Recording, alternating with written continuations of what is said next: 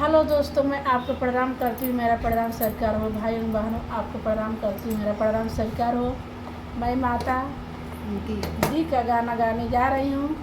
आप लोग कमेंट में लिखिएगा गाना कैसे है, कैसे लग रहा है। आप लोग बताइएगा। हम लोग बना करके गा रहे हैं। बहुत ही सुंदर गाना है। आप लोग देखिएगा वीडियो गाना के माध्यम से। सब कहेला कि बहुत सुंदर बाड़ुए माई। सब कहेला कि बहुत सुंदर बाड़ुए माई। तो न लागे न तुहरा सूरतिया पे, तो न लागे न तुहरा सूरतिया पे। सब कहेला कि बहुत सुंदर बाड़ुए माई। तो न लागे न तुहरा सूरतिया पे, तो न लागे न तुहरा सूरतिया पे। आचेरा पसारी माई करी हम गोहारवा। बनल रहे माई सोरहो सिंगरवा। आचेरा पसारी माई करी हम गोहारवा। बनल रहे माई सोरहो सिंगरवा। भरल रहे मांगिया, भरल रहे मांगिया, भरल रहे मांगिया भरपूर माई। तो न लागे न तुहरा सूरतिया पे, तो न लागे न तुहरा सूरतिया पे। सब कहेला कि बहुत सुंदर बाड़ुए माई। सब कहेला कि बहुत सुंदर बाड़ुए माई। तो न लागे न तुहरा सूरतिया पे, तो न लागे न तुहरा सूरतिया पे।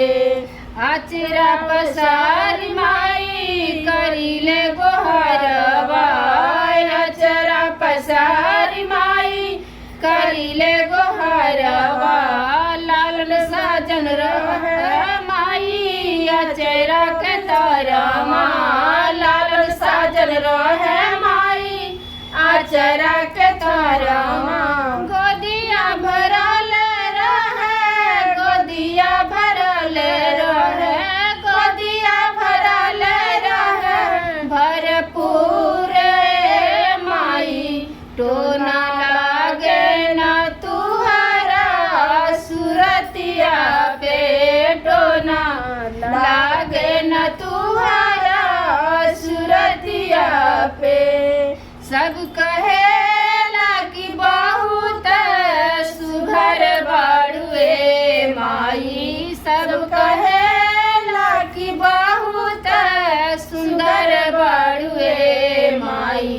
तो न लागे न तुहरा सूरतिया पे, तो न लागे न तुहरा सूरतिया पे। आचरा पसार माई करीले गोहरवा। आचरा पसार माई करीले गोहरवा। मन सम्मान बनल रहे हमरो ससुरमा।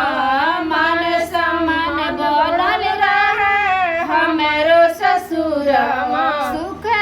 सुखवा मेरा है, सुखवा मेरा है, सुखवा मेरा भरपूर माई। तो न लागे न तुहरा सूरतिया पे, तो न लागे न तुहरा सूरतिया पे।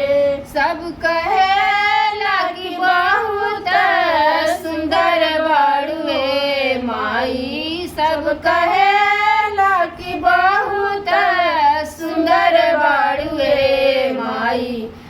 न लागे न तुहरा सुरतिया पेटो न लागे न तुहरा सुरतिया पे।